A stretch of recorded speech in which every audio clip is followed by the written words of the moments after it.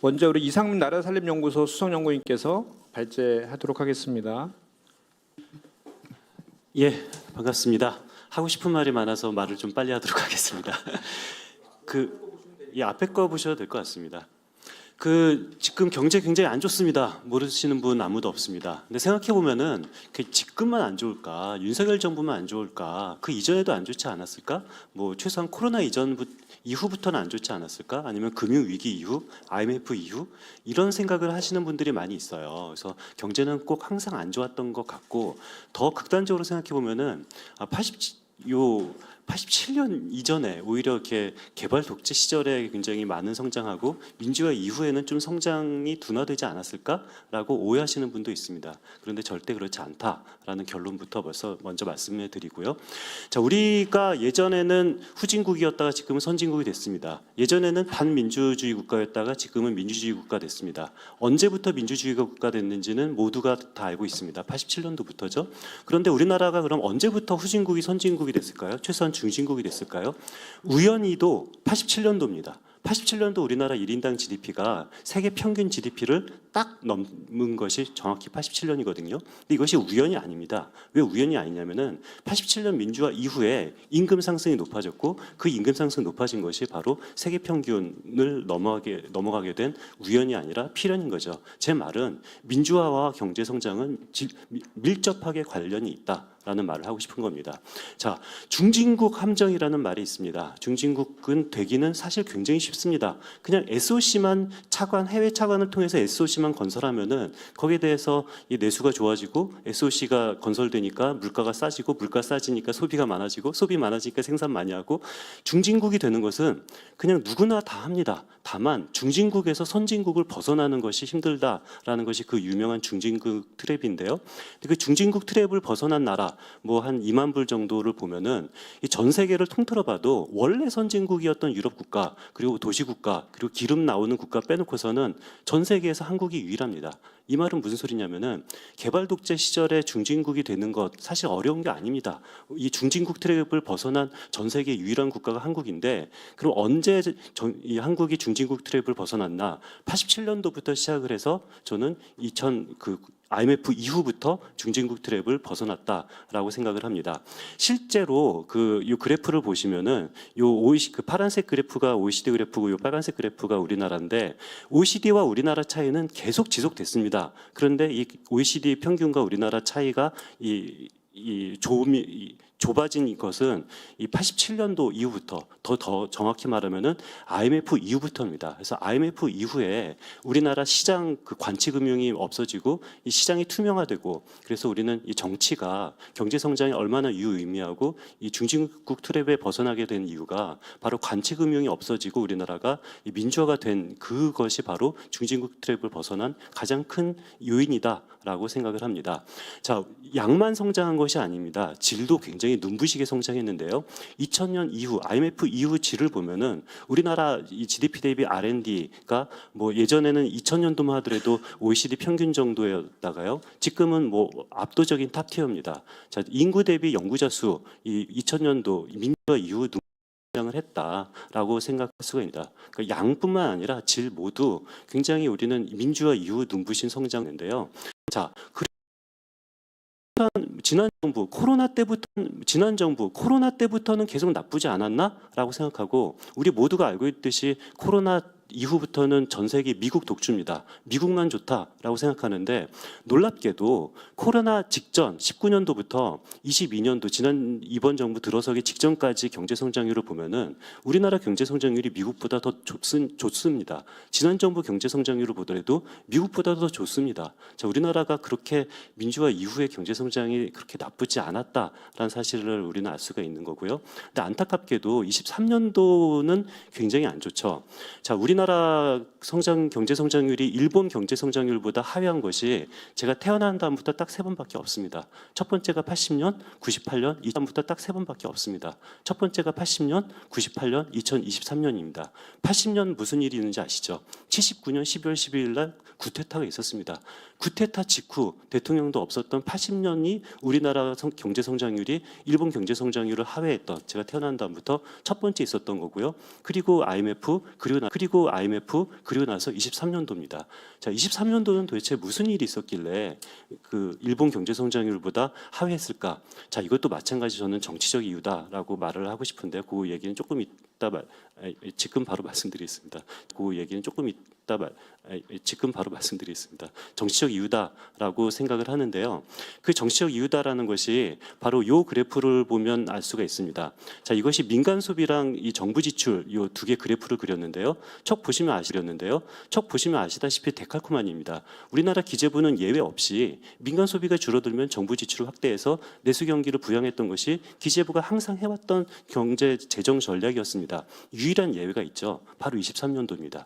23년도는 이 파란색 민간 소비가 줄어들었는데 주황색 정부 지출이 오히려 민간 소비 증가율보다 더 밑으로 내려가서 적극적으로 정부가 지출을 줄여서 적극적으로 내수 경기를 방어했다라고 말해야 되나요? 내수 경기를 하락시키고 내수 경기 하락이 되니까 세수가 안 거치고 세수가 안 거치니까 정부가 지출을 더 줄이고 정부가 지출을 더 줄이니까 내수 경기가 더 나빠지는 이 악순환 고리를 만든 것이 바로 정부 재정이라고 생각하고요. 저는 23년도 정부 이 경제 위기를 이 네이밍을 저는 정부 재정 위기다라고 명명하고 있습니다. 우리나라 경제 위기는 여러 번 있었죠. 20년 코로나 위기, 08년 금융 위기, 98년 IMF 위기, 03년 카드 대란 위기. 경제 위기마다 그 네이밍은 있습니다. 근데 23년도는 경제 위기인데도 네이밍조차 없습니다. 저는 이것은 좀 야당이 무능해서 그런 거 아닐까라는 생각도 드는데요. 23년도는 분명한 경제 위기였고 그 경제 위기의 네이밍은 정부 재정 위기다라고 표현하는 것이 맞지 않을까라고 생각을 합니다. 자, 그런 의미에서 정치와 경제는 굉장히 바로 적극적 긴밀한 영향을 준다라는 사실은 최근에는 더 두드러지죠. 아시다시피 이 내란 이후부터 우리나라 환율은 상승하고 주가는 폭락하고 있습니다. 이것은 설명할 필요도 없고요. 그런데 보면은 이 타이밍을 보면은 한 전 총리가 대국민 담화해서 헌재 재판관 임명하지 않겠다라고 하면은 갑자기 주식이 막 떨어집니다. 이 체포 영장이 청구가 되면은 주식이 오르다가 체포 영장을 포기하니까 주식이 떨어집니다. 그리고 오른쪽 그래프를 보면은 이것은 박근혜 탄핵 날 당시 요 주식 그래프인데요.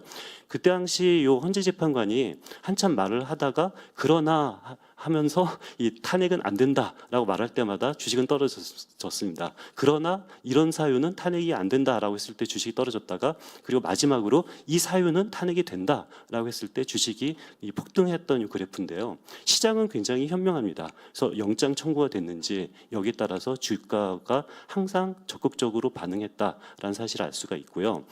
자, 내란 이후에 요 포브스지 같은 경우는 GDP 킬러라고 표현을 했습니다. 내란은 한국의 GDP 킬러다라고 말할 정도로 정치와 경제는 정말 밀접하다라는 사실을 알 수가 있고요. 그런 의미에서 올해 경제 전망은 다들 아시다시피 굉장히 우울합니다. 작년 8월달 기재부가 국회에 제출했던 거시경제 변수랑 그리고 올해 1월달 경방에서 나오는 거시경제 변수를 보면은 굉장히 큰 차이가 난다라는 사실을 알 수가 있는데 안타깝게도 올해 1월의 거시경제 변수조차도 이것은 사실 민간경제연구소는 맞지 않다라고 말을 하고 있습니다. 올해 경제성장률을 기재부는 1.8%라고 하고 있지만 민간경제연구소들은 한 1.5% 또는 1.5%도 쉽지 않다라는 것이 주된 예측입니다. 자, 정치와 경제가 밀접하다라는 말씀을 드렸는데 이것은 결국 가계의 삶의 질과 정확하게 밀접하게 연결이 된다라는 사실을 말씀을 드리려고 합니다. 그 가금복 자료가 최근에 나왔는데요. 가금복 자료를 보시면은 이 중에서 가계 소득을 이루고 있는 7,100만 원 정도가 가구 소득 평균인데요, 우리나라. 근데 7,100만 원 가구 소득 중에서 공적 의존 소득이 한 600만 원 정도 됩니다. 시장에서 7,100만 원을 버는 것이 평균이다라고 생각하면은 너무 높죠. 물론 시장에서 7,100만 원을 버는 것은 우리나라 가계 평균이 아니고 공적 의존 소득 한 600만 원 이상 정도 받은 것까지 합쳐서 가구 소득이 되는데요. 그런데 21년도 공적 의존 소득이 600만 원, 22년도 공적 의존 소득이 625만 원인데 23년도 공적 의존 소득은 613만 원으로 오히려 하락했습니다. 자, 공적 의존 소득은 당연히 이 정부 재정 지출을 통해서 가구가 받는 소득일 수밖에 없는데요. 자, 이 부분을 이 퍼센트로 한번 증감률을 보면은 굉장히 더 드라마틱하다는 사실을 우리는 알 수가 있는데요.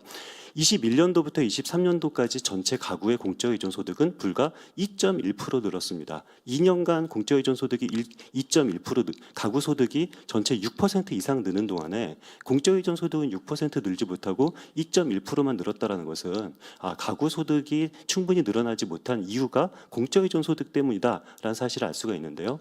더 놀라운 것은 1분위, 2분위, 3분위 이 분위별로 보면은 5분위의 공적의존 소득은 7.6% 늘었습니다. 소득 상위 5분위는 가구 소득이 한 1억 5천만 원 정도 이상은 되는 뭐 괜찮은 집단이죠. 그런데 소위 말하는 중산층이라고 말하는 집단 또는 차상위계층이라고 말할 수 있는 2분위의 공적의존 소득을 보면은 21년도부터 23년도 사이에 마이너스 6%로 이 차상위계층이 굉장히 많이 감소됐고요. 중산층 3분위도 1%로 사실상 전혀 늘지 않았습니다. 자, 공적의존 소득은 오히려 5분위 소득을 많이 늘렸고 이 차상위 계층인 2분위, 중산층인 3분위 공적의존 소득은 감소됐다라는 사실이 이것이 바로 이 재정 정책의 결과에 따른 가구의 실질적인 삶의 질이 어떻게 바뀌었나를 우리는 알 수가 있는 거고요. 오른쪽 표의 가구 유형별을 보면은 한부모 가구 공적의존 소득 같은 경우는 오히려 마이너스 6%, 노인 가구 공적의존 소득 10%, 다문화 가구 공적의존 소득이 마이너스 16%입니다. 그리고 여성 가구주의 공적의존 소득이 남성 가구의 공적의존 소득 증가율보다 하회하고 있습니다. 자, 이것을 보면은 국가 재정 전략에 따라서 내가 여성이라는 이유로, 내가 다문화 가구란 이유로, 내가 한부모 가구란 이유로 오히려 공적의존 소득이 더 감소가 된다라는 안타까운 일이 벌어지고 있다라는 사실을 알 수가 있는데요. 그래서 시장 불평등 지수와 이 가처분 소득 불평등 지수를 보면은 이 빈곤율을 한번 보도록 하겠습니다. 아래쪽 파란색이 가처분 소득 빈곤율인 거고요. 아시다시피 내려갈수록 소득이 평등해지는 거고 올라갈수록 소득 불평등이 심화되고 있는 것입니다.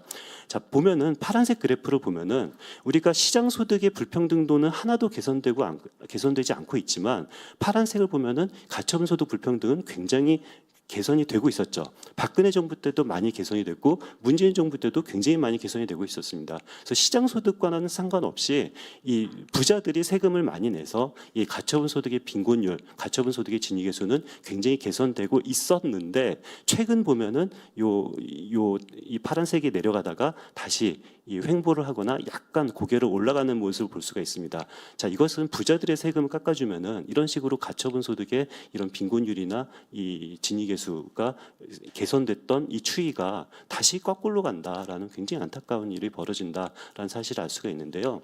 우리가 시장 소득과 가처분 소득의 차이를 보면은 우리나라가 다른 나라에 비해서 굉장히 적다. 아니 이 파란색 그래프를 보면 이 박근혜 정부, 문재인 정부를 통해서 우리나라 가처분 소득 불평등도를 개선하는 효과가 굉장히 많이 개선됐다라고 보일 수는 있는데 물론 개선된 건 사실입니다만 OECD 국가에 비교해 보면 앞으로 갈 길이 멀다라는 사실을 알 수가 있습니다.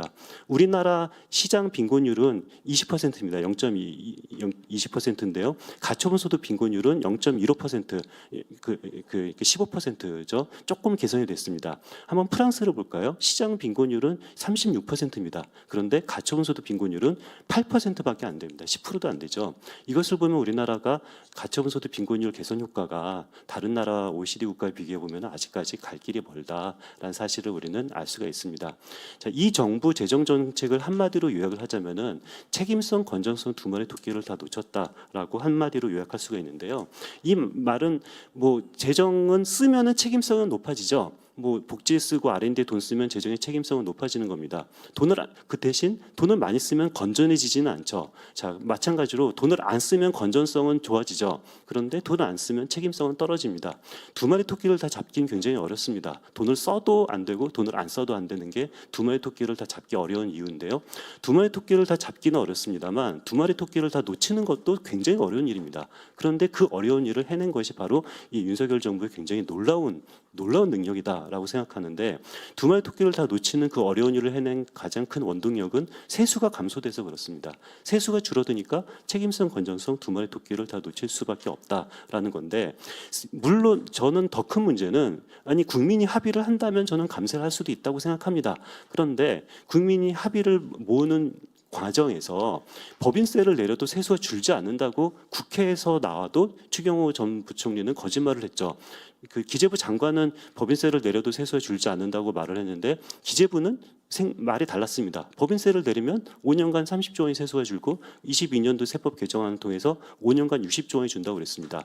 기재부는 5년간 60조 원이 준다고 그러고 기재부 장관은 세수가 줄지 않는다라고 말했죠. 누가 거짓말했을까요? 안타깝게도 둘 다 거짓말했습니다. 국회 예산정책처는 5년간 74조 원이 준다고 했습니다. 실제로는 5년간 74조 원이 주는데 기재부는 60조 원이 준다. 기재부 장관은 한 푼도 줄지 않는다라고 이 국민을 속이면서 이 감세 정책을 했다라는 것이 저는 더 큰 문제다라고 생각을 합니다. 자, 그런 의미에서 뭐 법인세를 내렸을 때 세수가 준다라는 것은 이건 너무도 명확하기 때문에 여기에 대해서 논쟁을 하고 싶진 않고요. 뭐 시간이 있으니까 여기 다 아시는 분이니까 넘어가도록 하겠습니다. 자, 그리고 최근 올해 24년도 삼성전자가 법인세를 한 푼도 안 냈습니다. 언론과 정부가 말하니까 언론이 그렇게 말하겠습니다만 정부는 삼성전자 영업이익이 마이너스이기 때문에 법인세를 한 푼도 안 냈다라고 말을 하고 언론에 그대로 반영되고 있습니다. 그런데 당연히 법인세는 영업이익에 연동되는 것이 아니라 법인세 차감전 순이익에 연동되는 거고 삼성전자는 24년도 법인세 차감전 순이익이 마이너스 아닙니다. 상당한 플러스입니다. 그런데도 불구하고 법인세를 내지 않았다는 것은 정부의 세법 개정안이 있었기 때문인 거고 이 삼성전자의 법인세를 세액 감면 등 그리고 그 해외 자회사 들어오는 돈을 입금 불산입했기 때문인 이 정부가 법을 바꿨기 때문에 삼성전자가 법인세를 안 낸 거고요. 그런 식으로 해서 삼성전자가 법인세를 안 내서 지금 어떻게 됐나? 자, 지금 그걸 통해서 세액 공제를 통해서 투자를 했습니다. 삼성전자 투자를 했는데 그 투자를 한 것이 지금 셧다운하고 있습니다. 그래서 우리가 국민의 세금을 통해서 법인세를 깎아줘서 이 투자를 한 것이 지금 셧다운하고 있다라는 것은 굉장히 이것이 법인세 감소의 효과가 국민 경제를 살리는데 아무런 도움이 되지 않았다라는 사실을 상징한다라는 거고요. 자, 아까 보여드렸던 그래프인데 이 그래프에서 가장 중요한 점은 23년도 정부 재정 지출이 줄었다라는 것뿐만 아니라 왜 줄었나라는 것이 더 중요합니다. 아시다시피 그 정부의 재정을 확정하는 것은 국회입니다. 국회가 확정한 돈을 정부가 제대로 썼다면은 정부 지출을 정부가 임의로 줄였죠. 그것이 바로 교부세 교부금 삭감인 거고 국회가 정한 교부세 교부금을 행정부가 임의로 삭감할 수 있는 법적 근거는 전혀 없습니다. 아무런 법적 근거 없이 그냥 국회가 정한 교부세 교부금을 삭감을 했고 그것이 정부 재정 지출을 줄였고 그리고 불용도 했죠. 그 교부금을 삭감을 했고 그것이 정부 재정 지출을 줄였고 그리고 불용도 했죠. 그것이 정부 재정 지출을 줄였고 이런 것들이 경제의 악순환이 됐다라는 사실을 우리는 알 수가 있는데요. 그렇게 재정 지출을 줄여서 결과적으로 건전 재정이라도 이룩했을까? 건전 재정 이룩하는데도 실패를 했습니다. 자, 이거 IMF 자료인데요. IMF의 재정 수지 GDP 대비 재정 수지 자료입니다. 오히려 이번 정부 들어서 이 GDP 대비 재정 수지가 더 마이너스다라는 사실을 우리는 알 수가 있는데요. 지출을 줄였습니다만 수입이 더 많이 실패하고 있다라는 사실도 우리는 알 수가 있습니다. 자, 그런 의미에서 우리는 요 25년도 굉장히 많은 과제가 있습니다. 건전성, 책임성 다 높여야 되는 거고요. R&D 투자 수요도 높여야 되고 복지 요구도 늘어나고 저출생 고령화, 지방시대, 안보위기까지 있습니다. 자, 이 많은 과제를 하기 위해선 전부 다 돈이 들죠. 이게 다 돈이 드는 일인데 여기서 또다시 감세를 하려고 했다가 다행히도 야당이 막아서 상속세 감세는 막아서 그래도 다행이다라는 사실을 우리는 알 수가 있습니다. 자, 그런 의미에서 저는 여태까지 그 정부의 그 세수 효과가 어떤 의미가 있는지를 한번 연구해 봤는데요. 박근혜 정부는 증세 정부였습니다. 박근혜 정부 우리가 그 소득공제를 세액공제로 바꾸면서 소위 말하는 그 연말정산 사태 그때 당시 민주당은 거기에 대해서 반대를 해서 제가 굉장히 많이 민주당에 대해서 반대를 하고 박근혜 정부와 한 목소리를 냈었던 것이 기억이 나는데요. 자, 소득공제를 세액공제로 바꾸는 과정 그리고 담배세를 올리는 과정 등을 통해서 세수 여력을 마련을 했죠. 그렇게 해서 마련한 세수를 박근혜 정부가 한 11조 원 정도 썼지만 박근혜 정부가 문재인 정부한테 그 증세 효과를 원을 준 효과가 저는 더 크다라고 보고요. 22조 원을 문재인 정부가 박근혜 정부의 덕을 봤다라고 저는 생각을 합니다. 자, 문재인 정부도 증세를 했죠. 그런데 그 증세 효과 중에서 한 10조 원 정도는 문재인 정부가 자기 동안에 썼습니다. 그리고 나서 현 윤석열 정부한테 한 7조 원 정도의 증세 선물을 줬습니다. 윤석열 정부는 항상 재정이 안 좋은 거를 문재인 정부 탓을 하죠. 그렇음에도 그러나 실제로는 한 7조 원 정도 문재인 정부 덕을 봤습니다. 그런데 안타깝게도 윤석열 정부는 감세를 했죠. 감세를 하면서 이 한 80조 원 정도는 자기가 지금 손해를 보고 있습니다. 지금 현재 이렇게 재정이 안 좋은 이유는 윤석열 정부의 감세 효과가 윤석열 정부 5년 동안 내는 효과가 80조 원인데 더 안타까운 것은 차기 정부에 주는 덤탱이가 마이너스 100조 원입니다. 자, 마이너스 100조 원은 누가 기재부는 차기 정부에 주는 덤탱이가 마이너스 100대. 다행히도 제가 이 연구를 했을 직후에 이 상속세가 부결이 됐습니다. 그래서 원래는 제가 이 연구했을 때는 마이너스 100조 원인데 마이너스 80조 원으로 깎였습니다. 그래서 저는 100조 원이면 차기 정부 거의 힘들다라고 생각했지만 80조 원이면 그래도 노력하면은 그래도 가능하지 않을까라는 생각. 국민의 삶에 직접적인 영향을 주고 있는지. 국민의 삶을 우리는 알 수가 있는데요. 자, 그런 의미에서 뭐 이거는 그냥 자료로 보면 됐을 것 같고요. 오케이. 자, 그래서 그럼 어떻게 해야 되나라는 좀 대안을 말씀드리도록 하겠습니다. 자, 일단 추경은 즉시 해야 됩니다. 자, 현 기재부는 아니 그 상반기에 조기 집행을 하고 그리고 나서 안 되면 추경하면 되는 거 아니냐라고 말하는데 이것은 말이 안 됩니다. 왜 말이 안 되냐면은 추경을 해야 되는 이유는 두 가지입니다. 재정 지출을 늘려야 되는 이유도 있지만 예측 가능성을 더 높이는 이유가 저는 더 중요하다고 보는데요. 제가 이 정부의 가장 안타까운 점 하나만 뽑으라고 하면은 저는 예산의 예측 가능성을 낮췄다라는 것이 제가 생각하는 이 정부가 했던 가장 나쁜 점이거든요. 이게 무슨 소리냐면은 국회가 정한 예산을 마음대로 불용을 합니다. 이 말은 대한민국 예산을 전 국민 아무도 믿지 못하게 되는 거거든요. 국회는 여기다 10억을 쓰라고 했는데 정부가 10억을 쓸지 9억을 쓸지 8억을 쓸지 아무도 모르게 말하는 것이 예측 가능성 없게 만드는 것이 저는 이 정부가 했던 이 내란을 빼놓고서는 두 번째로 가장 나쁜 일이라고 생각을 하고 이런 상황에서 25년도 정부안은 이것은 시장 참여자가 아무도 안 믿어요. 왜냐하면 감액만으로 통과했잖아요. 감액만으로 통과된 25년 예산은 이건 예산이 아니다라고 생각하기 때문에 빨리 예측 가능성을 회복하기 위해서는 조속히 추경을 해야 된다라고 생각을 합니다. 자, 그렇다면은 어디에다가 얼마나 추경을 해야 될까? 이거는 정치적으로 정해야 되는 거니까 그냥 제가 말을 아끼겠습니다만 다만 우리가 추경 범위를 정할 때 항상 재정 건전성 얘기만 하는데 우리는 재정 건전성이라는 얘기뿐만 아니라 재정의 지속 가능성이라는 얘기를 해야 될 것 같고요. OECD 국가 어느 나라도 요즘에 재정 피스칼 사운드니스란 말을 하는 나라는 거의 없습니다. 오히려 대한민국만 재정 건전성이란 말을 하는데요. 다른 모든 나라들은 재정의 지속 가능성 얘기를 하고요. 재정의 지속 가능성을 높이는 것이 훨씬 더 중요한 과제인 거고요. 그러기 위해서는 우리가 당장 어떤 내수를 좋게 만드는 것이 중장기적인 재정의 지속 가능성을 높여서 우리의 미래 세대를 위한 길이다라는 말씀을 드리고 싶습니다. 자, 이것이 제가 이거 가려고 했는데 자, 제 자료가 좀 준비했었던 거 있었는데요. 제가 그럼 어디다가 써야 되는지를 한번 보자면은 요거네요. 예. 어디다 써야 아니구나, 빠졌다. 이번 정부 들어서 굉장히 오히려 금액이 줄어든 부분이 있습니다.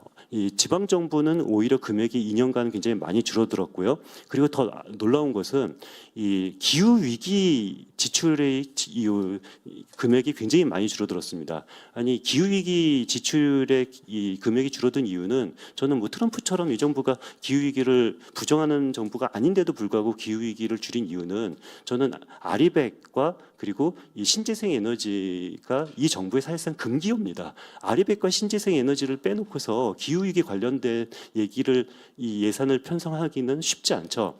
그리고 제가 유의미하게 보는 것이 AI 예산이 굉장히 많이 줄었습니다. 22년도 AI 관련 예산보다 23년도, 25년도 AI 예산이 굉장히 많이 줄었고, 자 이런 상황에서 기후 위기 예산과 AI 예산을 줄이는 것은 저는 정말 말이 안 된다. 그래서 추경에서부터 그런 것부터 H백, 이 GPU를 좀 제대로 좀 확보를 하는 것부터 좀 급히 서둘러야 되지 않을까라는 생각을 하고요. 그리고 마지막으로 요 얘기만 하고 마치도록 하겠습니다. 자, 기재부 요 거버넌스에 대해서 민주당 내에서도 많이 말을 하고 있다는 것을 알고 있는데요. 현재 민주당 안은 이 재정이랑 기획이랑 이것을 분리한다라는 안이 위력하다라고 알고 있습니다. 저는 이 방안은 가장 좋아하는 것은 바로 기재부 관료거든요. 기재부 관료가 화장실에서 웃고 있어요. 예전에 이미 해봤잖아요. 이 PB랑 이 모피아랑 같이 분리됐을 때 둘을 합친 권력은 직금 기재부보다 더 커집니다. 그러니까 직금 기재부를 분리를 하는 것은 현재 기재부 관료가 제일 좋아하는 아닌 거고 두 개 기관을 합친 힘은 직금보다 더 커질 수밖에 없다라고 저는 생각하고 그렇다면은 기재부를 좀 커버할 수 있는 커버할 수 있는 이 방법은 뭐냐?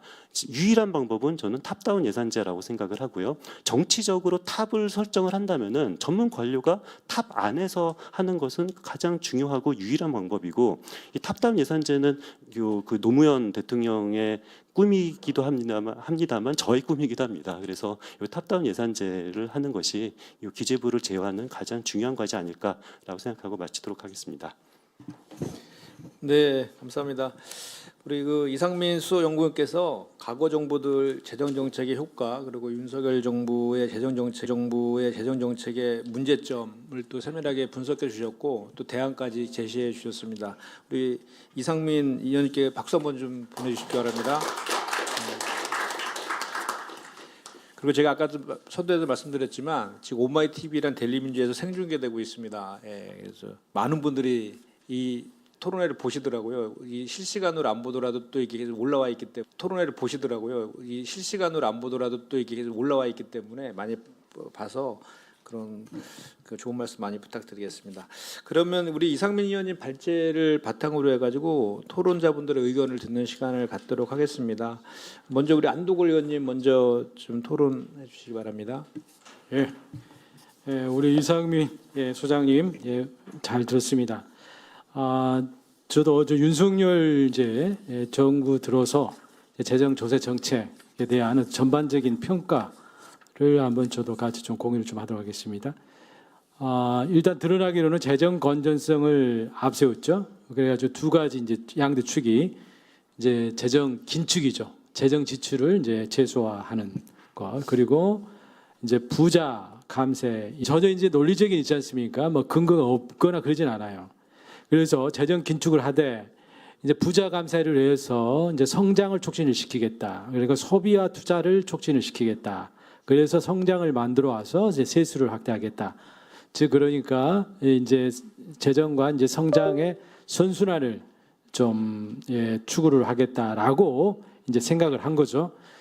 그런데 결과적으로는 지금 어떻게 됐을까라는 건데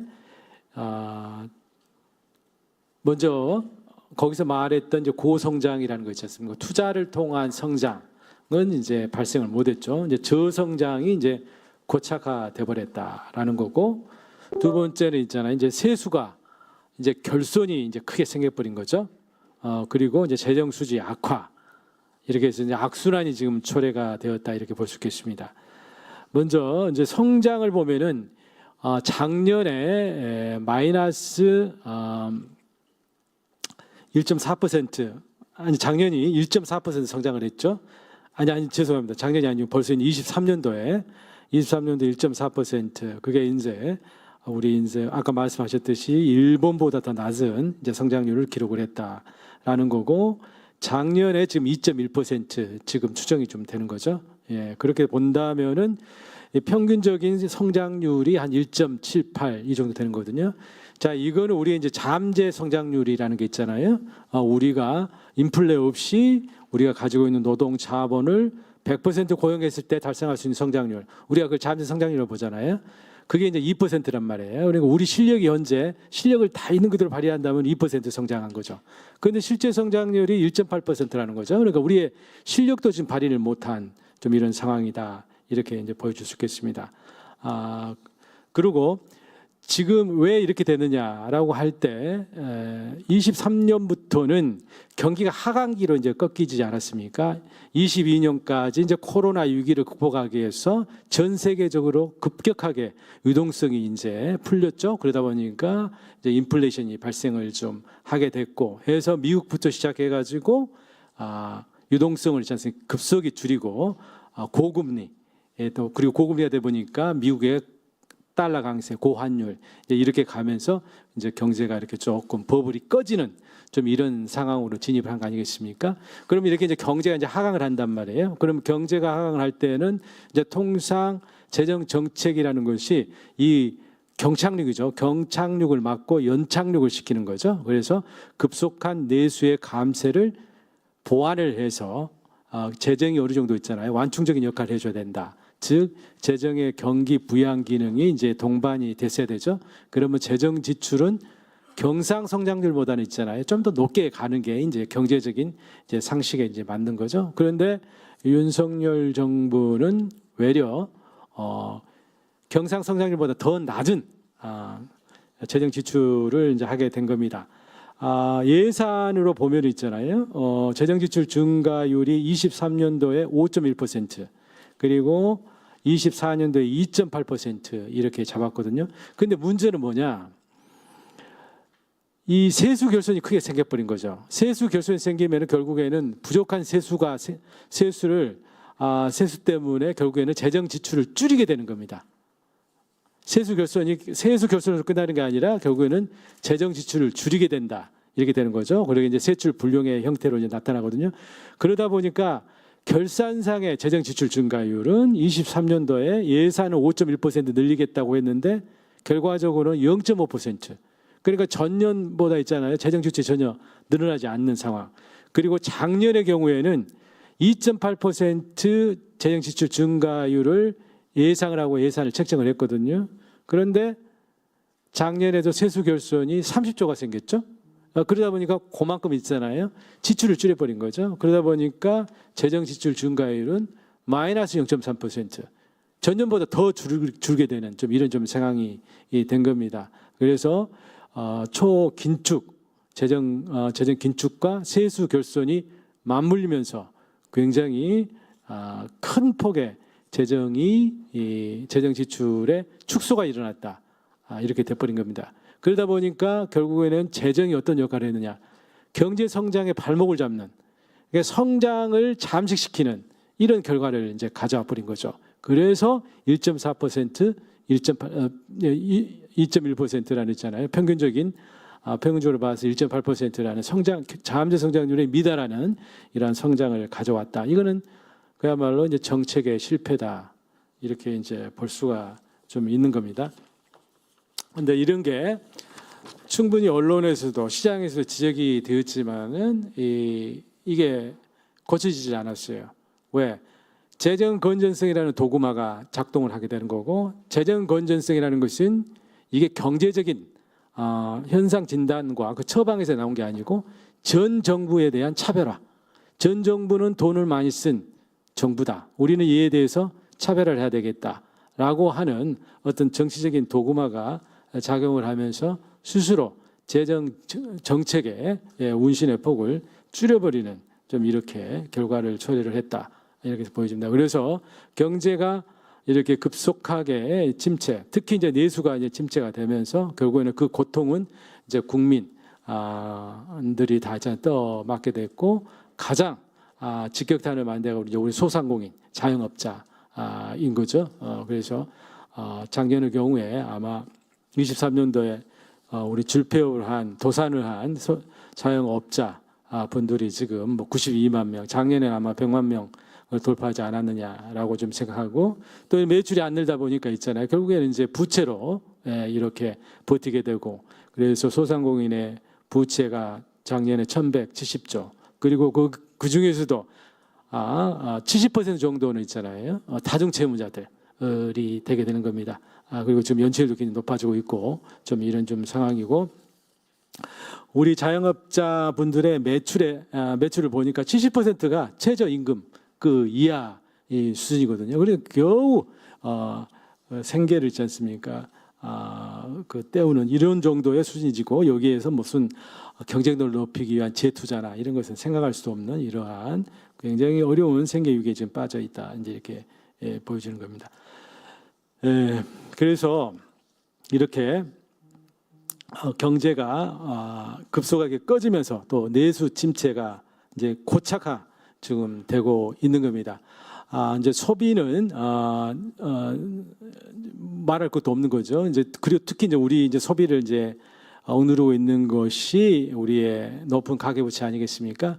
가계부채고 거기에다 이제 고금리 상황이 진행됐기 때문에 도저히 돈 지갑을 열 수가 없게 되는 거고 또 하나 문제는 이러한 상황에서 자산시장에 이제 버블이 코로나 시기 때 발생을 했기 때문에 자산시장이 좀 빠져야 되지 않겠습니까? 그런데 정부가 인위적으로 또 주택 정책, 주택 가격을 부양을 했죠. 그래서 결국은 이제 빚을 내서 아파트를 사라, 주택을 사라 하는 정책이 또 가다 보니 또 가계부채는 더 늘게 되는 이런 문제가 좀 생기게 된 겁니다. 그러다 보니까 고금리의 원리금 상환 부담 때문에 중산층의 또 소비는 더욱더 위축이 될 수밖에 없는 겁니다. 그리고 이제 정부가 감세를 하면서 저걸 했죠. 자, 감세를 해도 되니 기업이 투자가 늘겠지 이렇게 해가지고 감세를 했습니다만은 결과적으로는 어떻게 됐습니까? 투자가 일어나긴 일어났어요. 대기업의 투자가. 근데 그 대기업의 투자는 국내가 아니고 미국에서 일어나게 된 거죠. 미국의 반도체, 2차 전지 이런 쪽으로 해가지고 있잖아요. 한 겁니다. 그래서 작년도 23년도에 미국에 투자한 나라 중에서 가장 큰 폭의 투자를 한 나라가 우리나라입니다.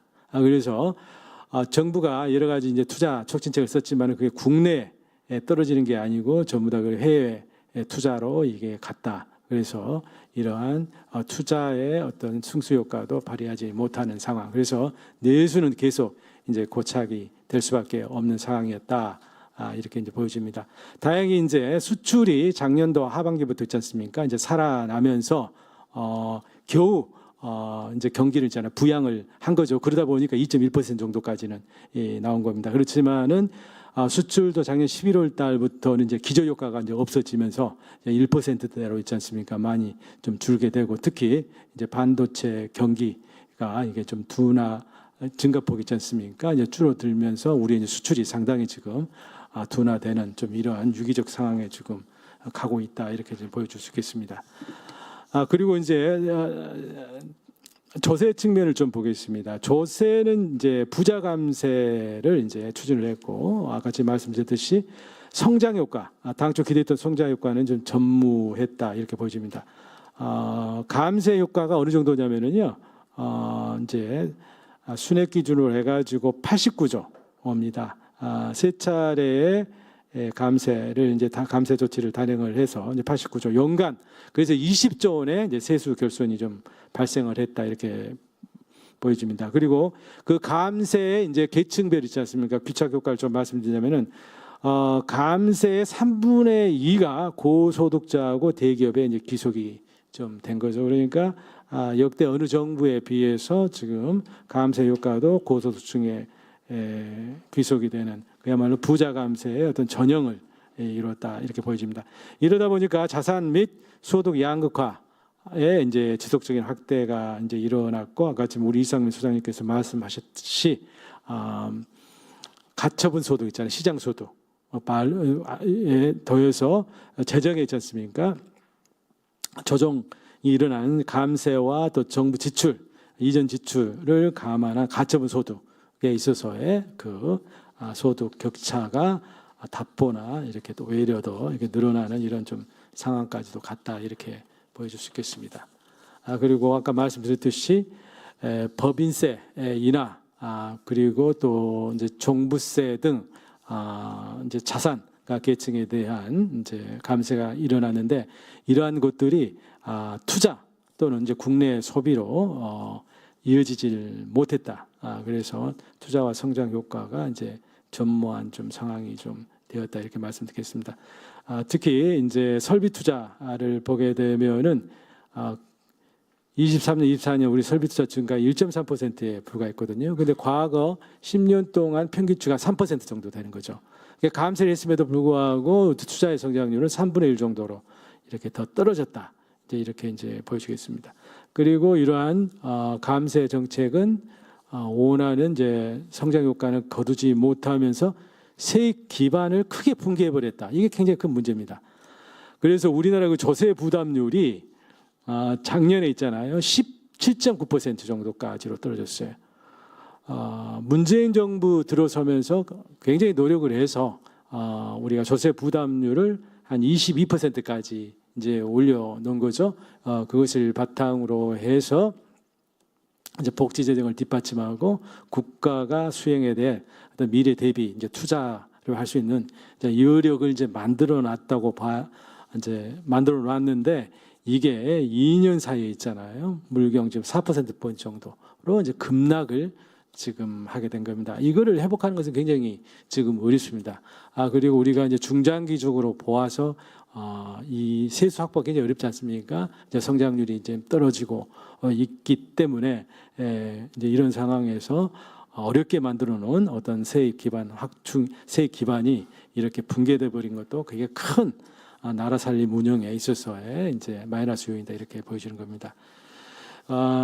이게 이제 우리 윤석열 정부에 대한 어떤 재정 조세에 대한 어떤 평가라고 볼 수 있겠고요. 자, 그러면 이제 우리가 어떤 식으로 우리 재정 운영을 앞으로는 이제 바꿔가야 되겠느냐라는 겁니다. 자, 첫 번째는 재정의 어떤 경기 대응 기능을 되살려야 된다. 이건 기본 원리입니다. 두 번째, 중장기적으로는 성장 촉진 재정으로 우리가 전환을 해야 되겠습니다.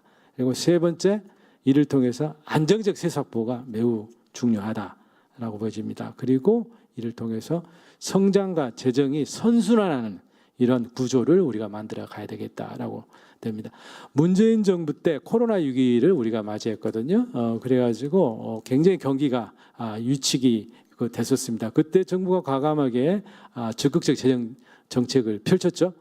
그래서 결과적으로 어떻게 됐냐? 21년도에 이제 코로나의 가장 피크 때인데 그때 우리가 경제 성장률 실질로 해가지고 4.4%를 달성을 했어요. 그리고 그때 초과 세수가 물경 61.3조입니다. 역대급의 초과 세수가 발생을 했어요. 그리고 그게 22년도 정권을 넘겨주는 과도기적 그 단계 22년도에 또 53조의 또 초과 세수를 만들어준 겁니다. 그거를 윤석열 정부한테 넘겨줬어요. 그걸 바탕으로 했는데 초과 세수를 5월달에 추경을 해서 이걸 다 써버렸던 거죠. 이제 그런 게 있거든요. 그래서 결국에는 성장을 통해서 여기에서 우리가 자연스러운 세수를 만들어내야 된다. 그게 바로 재정과 경제 간의 어떤 선순환을 이루는 이러한 가장 바람직한 모습이다라고 좀 생각이 됩니다. 그래서 우리가 그러한 과거의 재정 운영 경험도 있습니다. 그래서 이러한 성장과 재정의 선순환 구조를 어떻게든지 만들어야 된다 이렇게 보여집니다. 이거 관련해 가지고 조금 더 말씀을 드리자면은 그 내수 부양 아까 우리 이상민 소장님 말씀하셨어요. 제 1회 과제는 지금 빨리 추경을 해서 내수를 이제 부양을 해서 우리 경제를 잠재 성장률 궤도로 빨리 올려 놔야 된다. 이제 이렇게 말씀 주셨습니다. 그에 대해서 제가 전적으로 이제 동의를 좀 합니다. 그리고 추경은 빠르면 빠를수록 좋습니다. 지금 경제는 심리라고 하지 않습니까? 지금 투자 심리, 소비 심리가 역대급으로 지금 침체된 지금 상태거든요. 이거에 대한 반전이 빨리 필요합니다. 이게 고착화되면은 나중에 정부가 어떠한 있잖아요. 또 지출을 하거나 경기 부양적인 충격을 주더라도 이게 먹히질 않아요.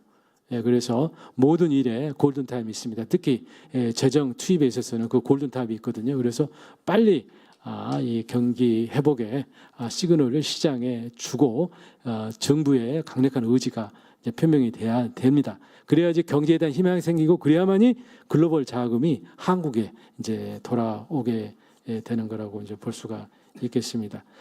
그리고 중장기적으로는 이제 우리 재정이 전략적인 이제 투자를 좀 해야 된다라고 생각됩니다. 지금 4차 산업혁명이 이제 본격화되면서 미래 첨단 기술, 산업 선점하기 위한 국가 대항전이 지금 벌어지고 있는 거 아닙니까? 우리 대한민국 여기서 있잖아요. 뒤처질 수가 없는 거죠. 앞서 나가야 됩니다. 지난 문재인 정부 때 뉴딜 투자가 바로 이러한 4차 산업혁명 시대에 앞서 나가자라는 국가적 비전 하에서 그때 뉴딜 투자가 나왔었거든요. 이러한 이게 준하는 이것을 뛰어넘는 과감한 발상의 국가 성장 전략 그것을 뒷받침하는 재정 투자 이를 통한 꺼져가고 있는 잠재 성장률 자체를 높이는 그러한 재정 운영이 필요하다 이렇게 보여집니다. 자, 이러한 재정 운영은 단기적으로 안정적인 세수가 확보되어야만이 가능합니다. 이를 위해서 부자 감세 단계적으로 이건 정상화 시켜야 됩니다. 그리고 중장기적으로는 성장을 시켜서 자연스러운 세액 기반을 좀 확충을 좀 해야 된다. 이런 말씀을 좀 드리고자 합니다. 예, 이상입니다. 네, 발제 같은 토론 잘 들었습니다. 예, 하실 말씀이 상당히 많으신 것 같아요. 어쨌든 부자 감세나 긴축 재정 관련된 윤석열 정부의 그런 재정 실패 이런 것들에 대해서 쭉 말씀을 좀 해주셨고 또 결과론적으로는 성장과 재정이 선순환되는 구조가 좀 필요하고 또 적극적 재정 개혁과 긴급 추경 등 국민이 체감할 수 있는 방안이 시급 모색되어야 된다라는 취지의 말씀인 것 같습니다. 지금 저희가 이제 본회의를 좀 들어갔다 와야 돼서 지금부터는 우리 자장 역할을 우리 이상민 의원께서 좀 이어서 좀 할 수 있도록 하고 제가 또 상황 봐서 다시 올 수 있으면 오도록 그렇게 하겠습니다. 예, 고맙습니다. 예, 제 좌장은 아니고 그냥 진행만 하도록 하겠습니다. 박윤정 국회 입법조사처 입법조사관님 토론 말씀 듣겠습니다. 7분까지 시계 재겠습니다. 최대한 시간 지키도록 하겠습니다. 안녕하십니까. 저는 국회 입법조사처 재정경제팀 박윤정 입법조사관입니다. 먼저 이렇게 토론 자리 마련해 주신 주최 측과 좋은 발표를 해주신 발제자님께 감사드립니다. 제가 말씀드리고자 하는 부분은 크게 두 가지인데요. 먼저 재정 정책의 적극적 역할 필요성입니다. 최근 경제 지표는 당초 예상보다 나빠지는 모습을 보이고 있고 개헌 발발로 부정적 영향이 더 증대될 것이라고 예상됩니다. 부문별로 간단하게 살펴보자면 소비 부문은 상품 소비 부진 등으로 미약한 모습을 보이고 있고 투자 부문의 경우에는 설비 투자는 개선 흐름이 지속되는 모습이나 건설 투자는 부진이 지속되는 모습을 보이고 있습니다. 수출의 경우에는 ICT 호조세를 제외하고 여타 품목은 증가세가 다소 조정되는 모습입니다. 또한 대내외 불확실성이 확대되는 가운데 개헌 이후에 경제 심리는 더욱 위축될 것으로 예상됩니다. 이러한 가운데 수출 의존도가 높은 우리나라 경제에 미국의 관세 정책의 영향으로 적극적 재정 정책의 필요성은 높아질 것으로 보입니다. 미국이 관세를 인상할 경우 미국 내의 물가 상승 압력이 증가하게 될 것이고 이는 연준의 금리 인하 횟수 및 폭의 축소로 이어질 것입니다. 결국 우리나라의 금리 정책에도 영향을 미치게 될 텐데요. 한국과 미국 간의 기준금리 차를 고려했을 때 자본 유출의 우려로 한국은행이 당초 예상보다 금리 인하를 지연시킬 가능성이 있습니다. 이러한 대내 경제 상황을 고려했을 때 재정 정책이 통화 정책을 보완하는 역할을 포함하여 보다 적극적인 역할을 할 필요성이 있을 것으로 보입니다. 다음으로는 추경과 관련해서 고려가 필요한 사항입니다. 먼저 추경 시기와 관련된 부분인데요. 발제자님께서 말씀하셨다시피 예측 가능성을 높이기 위한 측면에서 조속한 추경이 필요하다는 측면에 대해서는 동의를 합니다. 다만 편성 시기를 정함에 있어서 정부의 재정 신속 집행 기조도 어느 정도는 고려할 필요가 있을 것으로 보입니다. 2025년 경제 정책 방향에서 정부는 중앙 67%, 지방 60.5% 내외의 역대 최고 수준의 상반기 신속 집행 추진을 발표한 바 있습니다. 신속 집행이 결국에는 경기 회복을 가속화하기 위한 조치이긴 하지만 상반기에 재정이 과도하게 집중되는 경우 하반기 재정 여력이 부족해질 가능성이 있습니다. 예를 들어 작년에도 신속 집행을 진행을 했는데 물론 상고 하자가 예상됐던 해이기는 하지만 상반기 경제 성장률은 2.8%를 기록했던 반면에 하반기는 1.6%에 그친 바 있습니다. 이러한 하반기 경제 성장률이나 재정 여력을 고려해서 추경도 진행할 필요가 있을 것으로 보입니다. 다음으로는 대상 사업과 관련된 부분입니다. 사업을 선정함에 있어서 물론 신규 발굴을 한다면 좋겠지만 사업의 발굴의 어려움을 고려해서 보다 현실적인 접근을 할 필요가 있을 것으로 보입니다.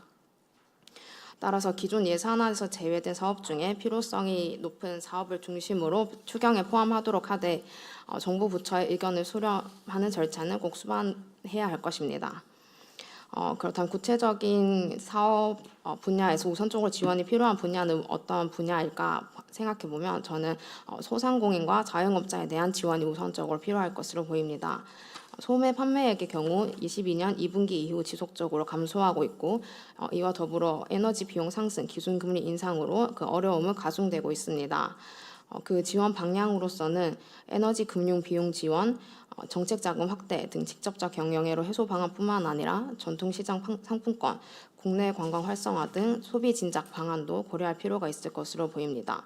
마지막으로는 자영업자의 어려움에는 추세적 요인이 있는 만큼 전직 활성화, 법인 근로자를 전환 시 인센티브 부여 등 구조적 방안도 함께 모색할 필요가 있을 것입니다. 이상으로 토론을 마치며 오늘 좋은 발표해 주신 발제자님께 다시 한번 감사드립니다. 감사합니다. 예, 좋은 토론 잘 들었습니다. 특히 시간을 지켜주셔서 대단히 감사합니다. 예, 정세은 충남대 교수님 토론 있겠습니다. 네. 이제 PPT가 나오면 하려고 좀 기다리고 있는데 아직 시간 재지 않고 계신 거죠? 예, 안 재고 있습니다. 가운데 화면 PPT 나오니까요. 이거 보시면 될 것 같습니다. 예. 오늘 이상민 위원님과 또 그 안덕월 위원님의 그리고 발표하신 내용에 다 동의를 해서 사실은 제가 드리는 말씀이 새로운 내용은 없습니다. 그래서 현재 한국 경제가 이제 위기에 직면해 있는데요. 이거는 경기 순환적인 위기가 아니라 정말 구조적인 이 외환위기 이후부터 쭉 벌써 한 이제 30여 년이 이제 되려고 하나요? 그렇게 긴 시간 동안 어떻게 보면은 체제적인 시스템적인 위기인데요. 근데 이런 상태에서 그 윤석열 정부는 민간 주도, 감세, 재정 건전성 이런 정책을 썼던 거죠. 근데 이게 해결이 안 되고 오히려 상황은 더 악화가 되었습니다. 이런 정책을 안 썼으면은 그럼 경제가 확 좋았을까? 저는 그건 아닐 것 같아요. 왜냐하면 구조적으로 상당히 지금 어려운 상태거든요. 구조적으로 어려운 상태에서 잘못된 처방을 써서 더 상태가 안 좋아진 의사가 진단을 잘못한 거죠. 이 긴급하게 아주 그 위중한 상태인데 암에 걸렸는데 백혈병에 걸렸다. 다른 방법을 한 거죠. 근데 아마 윤석열 정부와 그 정책을 만들었던 사람들은 인정하지 않을 거예요. 아마 조금 더 기다렸으면 효과가 나타났을 거다. 아니면은 이거 안 했으면 더 심했을 거다. 지금 현재의 그 계엄 사태에 대해서도 완전히 다른 생각을 하고 있거든요. 이건 뭐냐면은 우리가 이제 저희가 이게 문제다 이렇게 판단을 하고 이제 이 기조에서 벗어나야 된다라고 하지만 막상 그렇게 하게 되면 할 때에 또 저항이 심할 것이다. 감세 아니면 그럼 지금 도대체 뭘 하려고 하냐. 그러나 어쨌든 현재 우리가 사실은 이 감세나 재정 건전성이나 이게 신자유주의적 정책의 기조이고 80년대 이후에 계속해서 이 방향으로 특히 외환위기 이후에 한국은 이렇게 정부에 따라서 약간씩 차이는 있었지만 그렇지만 이걸 계속 해온 거거든요. 근데 이것이 거의 파탄에 났다라는 것을 좀 인정을 해야 할 것 같고 그래서 정말로 큰 시스템 전환이 필요하다는 것을 우리가 좀 믿음을 좀 가질 필요가 있을 것 같습니다. 그 사이에 한국 사회는 양극화를 넘어서 초양극화, 소득의 양극화를 넘어서 자산 양극화로 넘어갔습니다. 자산 양극화는 더 심해요. 자산이 많아진 사람들은 이제 일을 안 해도 됩니다. 그 사람들은 자기가 가지고 있는 돈 가지고서 하루 종일 하는 게 어떻게 하면 불로소득을 벌 수 있을까 이 생각을 하거든요.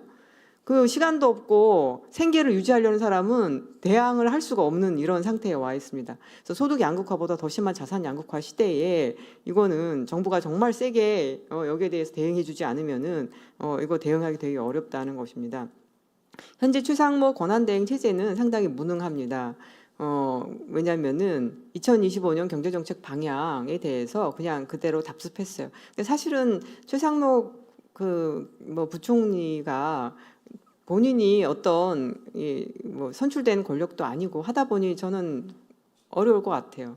그래서 뭐 이 한계를 인정하고 그래서 큰 기대를 해서는 안 된다라고 생각하고 이제 공이 국회로 넘어왔고 그래서 국회가 주도해서 정책 제안도 하고 해야 할 것 같다라고 생각이 듭니다. 그러면 이제 재정 정책에서는 다들 인정하듯이 올해 본 예산은 이거 2025년이 잘못 썼네. 2025년의 본 예산도 잘못된 예산이다. 중기 계획 대비 1%포인트 감소했습니다. 그래서 저는 본 예산을 다시 짜야 하는 수준의 추경이 필요하다. GDP 대비 1% 정도도 할 수 있다라고 생각이 들고요. 어떤 추경을 할 것이냐 생각을 해보면은 R&D도 제가 학교에 있습니다만 대학에 R&D 하시던 그 연구실들이 다 문을 닫아가지고 지금 거기서 일하던 석박사들이 나가서 막노동도 하고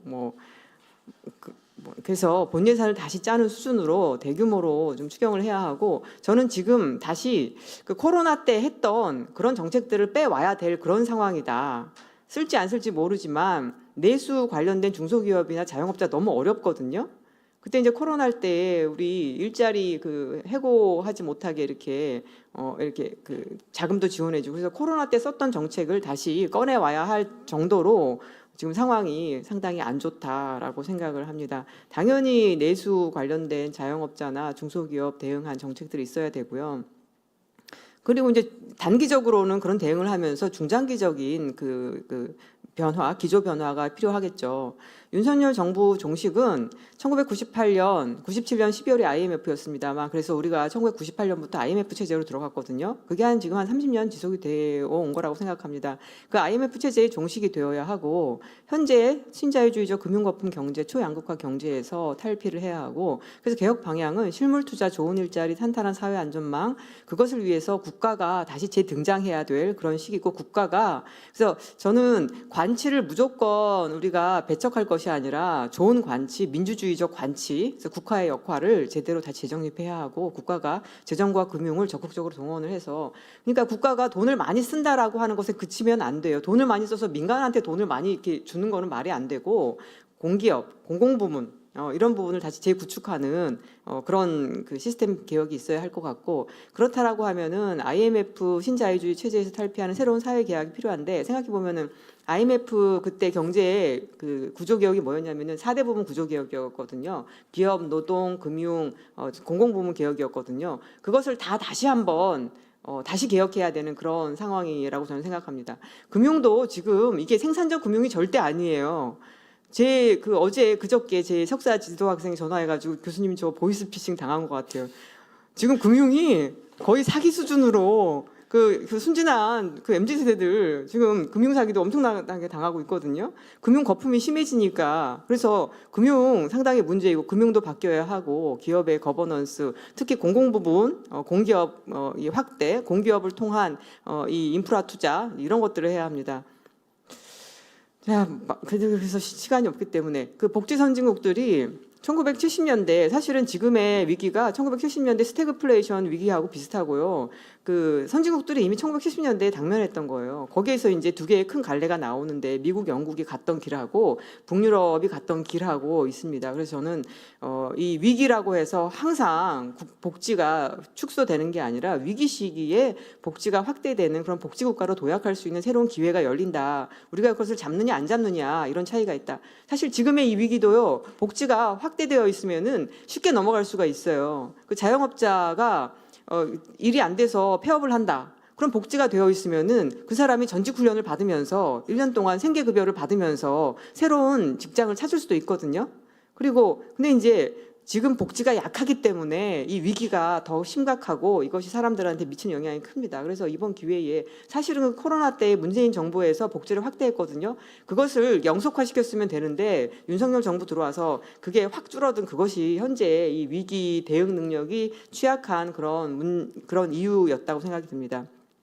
그래서 새로운 국가 비전과 4대 부문 구조 개혁을 다시 세팅한다는 거 그리고 복지국가 이런 것들을 제시하고 그를 뒷받침하는 조세재정 로드맵이 제시가 되어야 한다.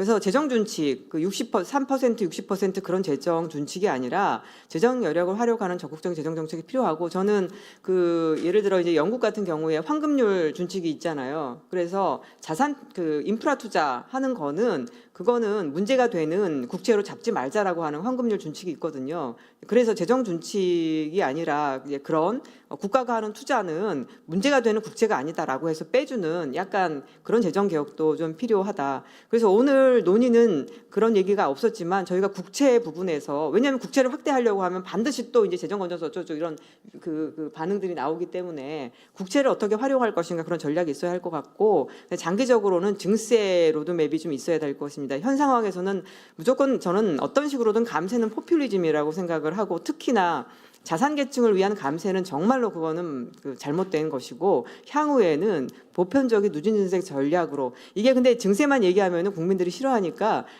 그 앞에 바로 앞에 비전을 얘기해야 되는 거죠. 우리가 가려고 하는 것은 이 사회다. 거기에 따라 뭐 정의로운 조세하겠다. 그리고 향후에 증세로 여기 보시면 사회자 저크만이 얘기했던 이게 되게 괜찮거든요. 부유세, 소득세, 법인세. 그리고 그 옆에 보면은 목적세로 걷어서 이걸 하겠다가 딱 붙여져 있어요. 그냥 증세만 하겠다가 아니라 걷어서 이걸 하겠다. 그래서 우리도 걷어서 이걸 하겠다. 두 가지 제가 제안해 보는 거는 사회연대 복지세하고 그 한국형 부유세, 행복세를 제안해 봅니다. 꼭 이제 이런 걸 하자는 것보다 분명히 향후에 이제 부가가치세 올리자 이런 얘기 분명히 나올 거거든요. 돈 없으니까. 그런 거 하는 것보다는 사실 현재 한국의 초양극화를 생각해 보면은 증세를 하더라도 자연 증세 아니면 적극적인 증세를 한다면은 이런 증세를 한번 테이블에 올려놓고 논의를 해보는 것이 좋겠다고 생각됩니다. 여기까지 말씀드리겠습니다. 예, 잘 들었습니다. 저는 저장이 아니라 진행자이기 때문에 그냥 이 요약이나 평가는 안 하도록 하겠습니다만, 역시 정세윤 교수님은 저보다 한 왼쪽으로 2걸음 더 계시는 너무 멋있다라는 생각이 들었습니다. 자, 다음으로 신승근 참여연대 조세개혁센터 소장님 토론 부탁드립니다. 네, 반갑습니다. 저는 이제 그 세입 측면에서만 좀 얘기를 해볼게요. 조세 측면에서만. 우리나라가 2022년에 이제 약 400조 원의 세수가 들어왔거든요. 그럼 그 전에 200조를 넘었을 거 아니에요, 언젠가는? 그게 2014년입니다. 불과 8년 전에 200조를 넘었는데 2022년에 400조가 됐어요. 그럼 그 전에 100조는 언제였느냐? 2002년이에요. 그 100조 되는 세수가 20년 만에 400조가 된 거예요. 4배가 성장을 했단 말입니다, 세수가. 근데 제가 이런 말씀 드리는 이유는 뭐냐면, 우리나라 세수는 이렇게 급증하고 있는데 우리나라 조세 정책의 수준은 아직도 100조 수준에 머물러 있지 않나라는 생각을 하는 거예요. 왜냐하면 2002년, 2012년에도 우리가 증세 얘기를 했었어요. 요새 증세 얘기를 들어볼 수가 없죠. 네. 그게 우리가 가진 터전이 참 쉽지 않다라는 걸 보여주는 거죠.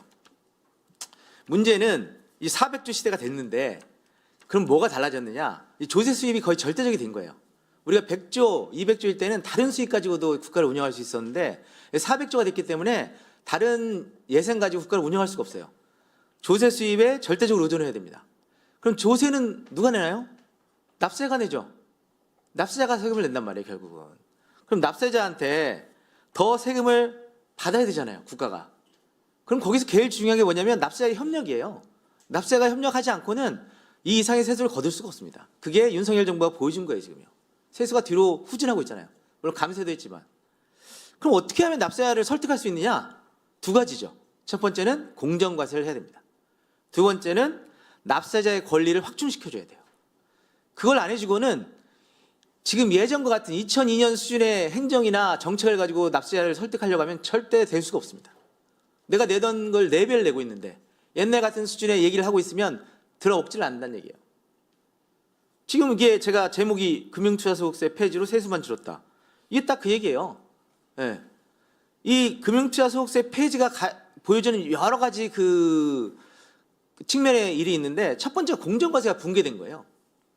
결국 우리는 이제 앞으로 세수가 400조 시대에 들어와서 더 많은 세수를 걷어야 되는데 그 세금을 내야 될 주인, 이 나라 주권을 가진 국민들한테 공정하지 못한 모습을 보였다는 게 크나큰 상처를 남긴 겁니다. 그래서 지금 무슨 얘기가 나와요? 근로소득자 조세 혜택을 늘리자는 얘기가 나오잖아요. 왜 나오겠어요? 증세를 못하니까 그래요. 금융투자소득세를 폐지하면서 어떻게 근로소득자한테 세금을 더 얻겠습니까? 그러니까 더 못 걷으니까 더 줄여주자고 하는 거예요. 그런데 제가 예전에 세금전쟁이라는 책도 썼는데 우리가 선택지가 많은 것 같지만 선택지가 별로 없어요. 우리나라 국세, 소득세, 법인세, 부가세가 75% 넘습니다. 거의 80% 가까이 돼요. 이 세 가지 수입이 대부분인데 우리가 지금 소득세를 포기한 거예요. 금융투자소득세 폐지라는 것이 담긴 의미가 뭐냐면 앞으로 소득세는 우리는 증세를 당분간 할 수가 없어요. 금투세를 폐지하면서 어떻게 다른 세금을 올리자고 국민을 설득할 수 있습니까? 못해요. 그럼 세금이 딱 두 가지가 남아요. 법인세와 부가세, 소비세라고 하죠. 근데 법인세는 인상하기가 쉽지 않을 겁니다. 왜? 국민의힘 쪽에서 뭐 지금 여당이죠. 여당 쪽에서 목숨 걸고 정말 반대하는 뭐 쉽게 얘기하자면 그런 세금이에요. 법인세는 절대 인상 불가다. 그걸 가지고 수없이 싸워왔죠. 그러면 남은 게 소비세수예요. 부가세 인상 불가합니다. 네. 정치적으로 불가능해요. 그럼 어떻게 돼요? 우리나라는 세금이 앞으로 더 늘어날 수가 없어요. 계속 더 줄어들어야 돼요. 이 문제를 어떻게 해결할 수 있느냐가 문제라는 거예요. 결국은 우리나라가 앞으로 선진적인 납세 의식과 공동체 의식을 갖지 않고서는 여기서 더 발전할 수가 없다는 거예요. 왜? 조세가 없으면 앞으로 연금 문제는 어떻게 해결할 것이며, 그죠? 앞으로 우리 저출산 문제는 또 어떻게 해결할 거예요? 다 모두 조세 수입으로밖에 우리는 할 수가 없습니다. 우리나라가 가진 독특한 구조죠. 자영업자가 너무 많고, 그죠? 그래서 이런 문제를 직면하고 있는 우리나라에서 금융투자세 폐지를 했던 건 참 가슴 아픈 일이었다라고 생각합니다. 그러면 금융투자소득세를 폐지했으면 증시는 올랐느냐? 예. 떨어졌죠. 예. 뭐 우리 계엄 선포 이런 것도 큰 역할을 하셨지만, 그러니까 증시 활성화시킨다고 해놓고 계엄을 선포하시고 이런 분이 있어요. 그래서 우리가 종가 기준으로 코스피가 160조 원 하락했고요. 코스닥이 96조 원 하락했어요. 미중일 다 올랐습니다. 주식 작년에 보시면. 저희 애들도 다 미국 증시에 투자한대요. 이 나라가 이 모양 이 꼴인 거죠. 미국 증시에 투자하면 어떻게 돼요? 소득세 22% 냅니다. 그래도 투자하겠다는 거예요. 우리나라의 비전이 보이지 않는다. 그 큰 비전 중에 하나가 뭐냐면 조세 수입이 늘어나기 힘들다는 구조예요. 국가의 세금이 안 늘어나는데 어떻게 국가가 튼튼하게 성장할 수 있겠어요? 예. 그런 면에서 참 가슴 아픈 일이라고 받아들이고 있습니다. 그래서 결국 금융투자 소득세 폐지하니까 세금만 줄어들었다는 얘기예요. 예. 응능과세 원칙을 우리는 이제 헌법에서도 명시하고 있죠. 헌법재판소에서도 응능과세 원칙을 합헌으로 얘기를 했습니다. 그럼에도 불구하고 우리는 소득이 많은 사람한테 당연히 과세해야 될 금융투자소득세를 폐기하고 가상자산 과세도 유예하고, 예. 아마 윤석열 정부가 더 있었으면 담배세 인상했을 겁니다. 인상할 게 별로 없거든요. 부가세는 인상할 대담한 능력이 없기 때문에 담배세 인상했을 텐데 담배세 역시 역진적인 세금이죠. 소득과 관련 없이 내는 세금이기 때문에. 우리나라가 이렇게 이 자산 불평등, 아까 정세영 교수님 금방 말씀하셨지만 소득의 양극화가 자산 양극화까지 갔는데 그것을 더 심화시키는 그런 측면이 부닥쳐 있다는 겁니다. 그런데 증권거래세는 지금 계속 줄고 있어요. 왜? 수익양도 차익 과세한다고 하면서 증권거래세를 줄였잖아요. 그 증권거래세 낮추니까 뭐예요? 외국인 투자자들은 낼 세금이 없는 거예요. 갈수록. 예? 결국은 증권거래세는 낮추면서 우리 금융투자소득세는 폐지하는 이런 말도 안 되는 일에 이르러서 2021년 10조 원을 웃돌던 증권거래세 세수가 지금 6.1조 원으로 줄어들었다는 얘기예요. 4조가 줄었어요. 그것은 결국 뭐냐? 그러면 우리 조세라는 것은 국가만 과세하면 끝나냐? 그렇잖아요. 지난번에 뭐 국세청에서 그런 얘기 했던데 우리는 아직 과세할 준비가 안 돼 있다. 전혀 그렇지 않죠. 이미 과세할 준비를 다 해봤죠. 민간 부분도 다 준비를 해왔습니다. 그러면 그거 준비했던 민간 부분은 또 정부를 신뢰할 수 있느냐라는 문제가 있다는 거죠. 그래서 한국조세재정연구원이 올해 7월에 납세의식과 납세 수능행위 결정요인 분석이라는 보고서를 냈어요. 이게 한 4번째 정도 내는 보고서인데 여기서 나온 제언이 이겁니다. 첫 번째, 조세 형평성 제고. 두 번째, 국세청 신뢰도 제고. 세 번째, 납세의 편의성 제고. 네 번째, 조세의 이해도 제고. 다섯 번째, 사회적 규범 개선과 개인의 납세 의식. 그렇대요. 예. 그러면서 명확하게 얘기했죠. 근로소득, 사업소득, 부동산소득, 금융소득 등 다양한 소득 간의 과세 형평성을 제고하기 위한 정책적 노력이 필요하며 예산 낭비를 최소화하고 예산을 공정하게 집행하도록 노력할 필요가 있다. 예. 라는 거예요. 아까 예산 잠깐 얘기하면 그런 거죠. 예전에는 저희 국세청 공무원이었거든요. 예전에는 세금 내는데 사람들이 별 불만이 없었어요. 신용카드가 없었거든요. 예. 지금 수입이 다 노출되잖아요. 근로소득자들 급여 다 노출되잖아요. 그죠? 거의 탈세를 못해요. 근데 이제 그 세금이 늘어나면서 그 사람들이 어떤 생각을 하게 되냐면 내 세금이 어디에 쓰냐를 생각하는 거예요. 그러니까 개판이거든요. 어디다 써요? 대통령실 이전하는 데 쓴단 말이에요. 예? 용화대 만들면서. 그걸 국민들이 그냥 바라보고 있지 않다는 거예요. 지금 왜 우리가 여의도하고 한남동가 쏟아져서 이렇게 우리가 투쟁을 하느냐. 이 맺힌 한이 있단 말이에요. 내가 부모한테 주지도 못하는 용돈을 세금을 냈는데 이놈들이 뭐예요? 청와대 옮기는데 돈 쓰고 외국 여행 가는데 돈 쓰고 이랬단 얘기예요. 그걸 국민들이 더 이상 수용하지 않는다라는 얘기예요. 그리고 참여연대에서도 올해 이제 들어서 매달 그 여론조사를 하고 있습니다. 근데 3월 3일 날 작년에 그 납세 날 이제 여론조사를 해보니까 공정과세가 이루어지고 있다 19.1%, 납세가 정직하게 납세하고 있다 32.1%, 탈세 행위를 적정하게 처벌하고 있다 11.4%예요. 그러면 아까 제가 얘기했잖아요.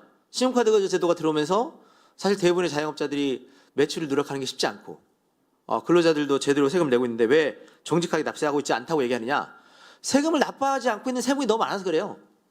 금방 말씀드렸지만 금융투자하는 세금을 아예 안 내요.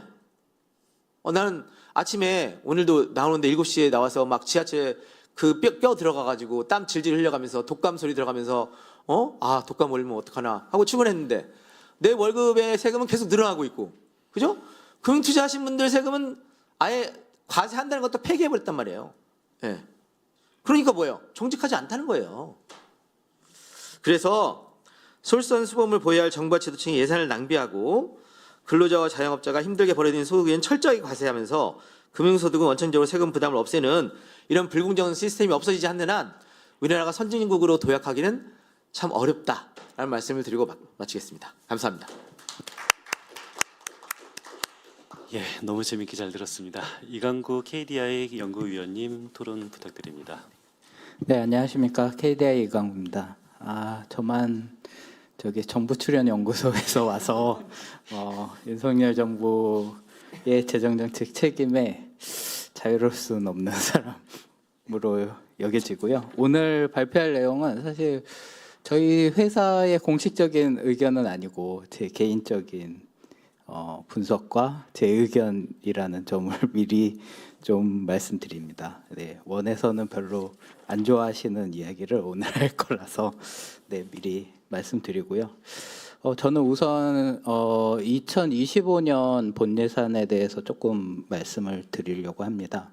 2025년 본 예산이 사실 2024년 본 예산보다는 좀 줄인, 그러니까 저희가 이제 재정 기조라고 보통 표현을 하는데 재정 기조가 2024년, 그러니까 작년보다는 조금 긴축적인 재정 기조다.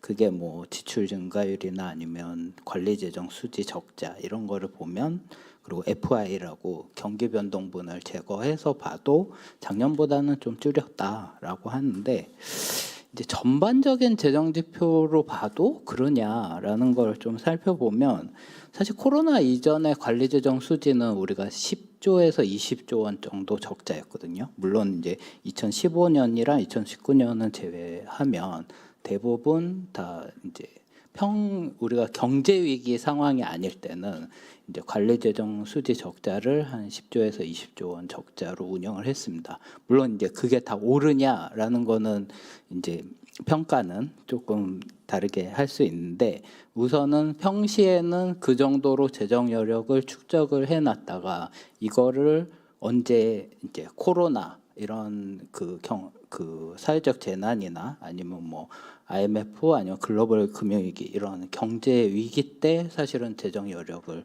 이제 풀어서 지원을 해야 되는 상황인 거죠. 그래서 물론 코로나 때는 100조 이상씩 우리가 재정 적자를 운용을 했는데, 이제 지금은 코로나 이후 시기니까 물론 그 전에 마이너스 20조 원의 관리 재정 수지로 돌아가야 된다라고 말씀드리는 건 아닌데, 우선 2025년 관리 재정 수지 적자는 74조 원입니다. 그래서 이 74조 원의 재정 관리재정 수지 적자가 적정하냐라는 거에서는 사실은 이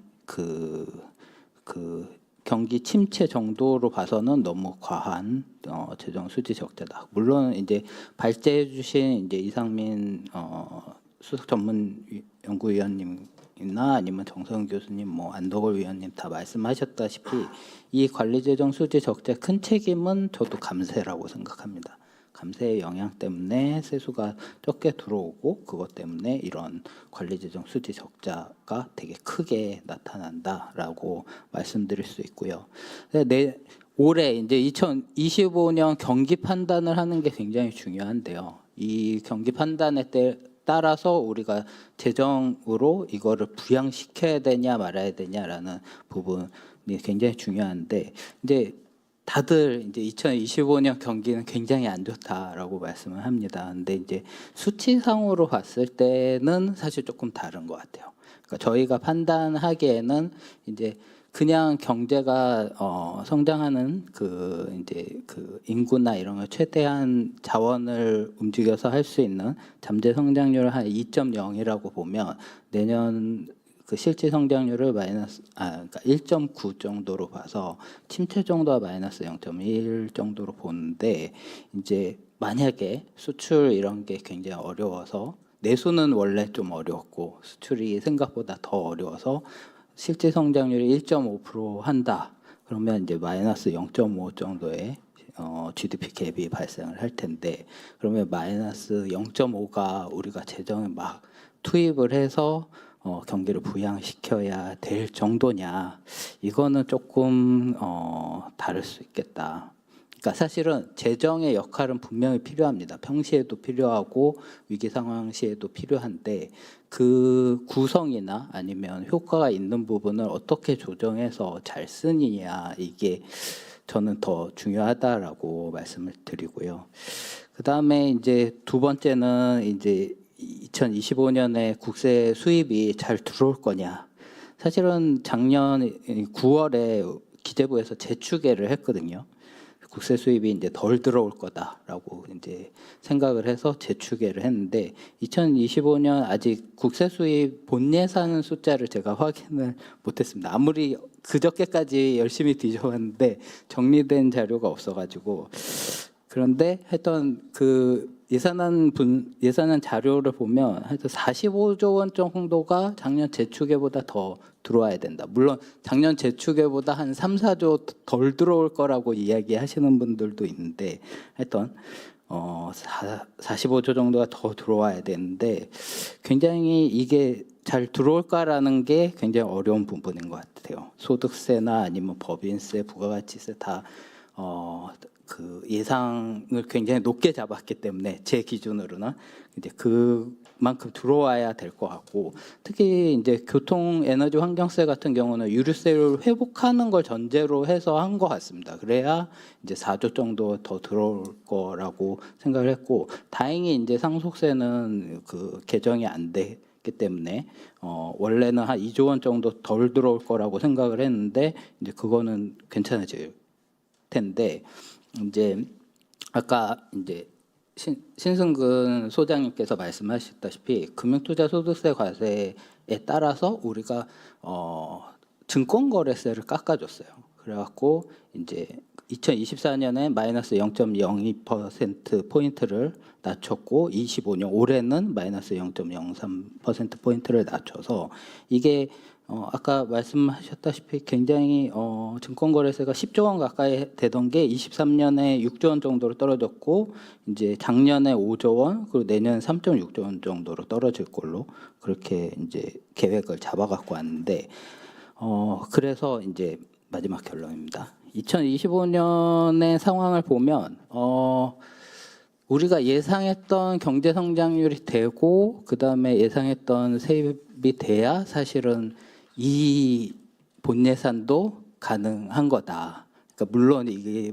조정을 해야 되지만 이것도 사실은 이 두 가지가 사실은 전제가 돼야 확보할 수 있는 상황이다. 2025년 예산 경상 성장률 전망이 4.0%입니다. 지금으로서는 굉장히 어려운 거고요. 사실 23년에 생각했을 때 25년 얼마 성장할까라고 계획을 했던 거는 4.6%거든요. 그러니까 사실 되게 높이 생각을 했던 거죠. 근데 지금 상황에서는 굉장히 이거는 안 될 수도 있겠다라는 생각이 다 대부분이실 거라고 생각을 하고요.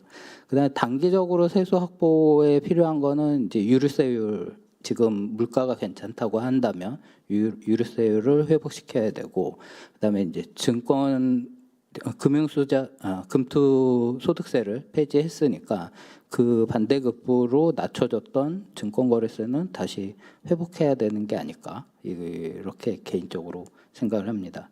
그리고 사실은 이제 더 크게 장기적으로는 조세를 높일 거냐 아니면 사회보장 기여금을 높일 거냐.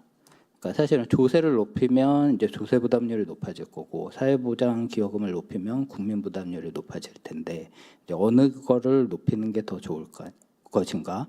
그다음에 이제 세부담을 적절하게 이제 조정할 때 이제 노동과세나 재산과세, 소비과세 이거에 대한 증세 여력을 좀 파악하면서 열심히 좀 그 적정한 변화분을 고민할 필요가 있다. 아까 정세훈 교수님께서 토론해 주신 내용에서 굉장히 중요한 말씀들을 하셨는데, 저도 대부분 굉장히 동의를 하고 굉장히 잘 토론해 주신 내용이지 않을까 생각합니다. 네, 저는 이상입니다. 예, 아주 잘 들었습니다. 참, 아까 참고로 그 25년 예산 세수 예산안 말고 확정 그 자료 못 구하셨다고 하셨는데, 이게 구할 필요가 없습니다. 왜냐하면은 그 상속세, 증여세 높인 것만큼 동일하게 소득세랑 법인세를 그냥 임의로 깎았습니다.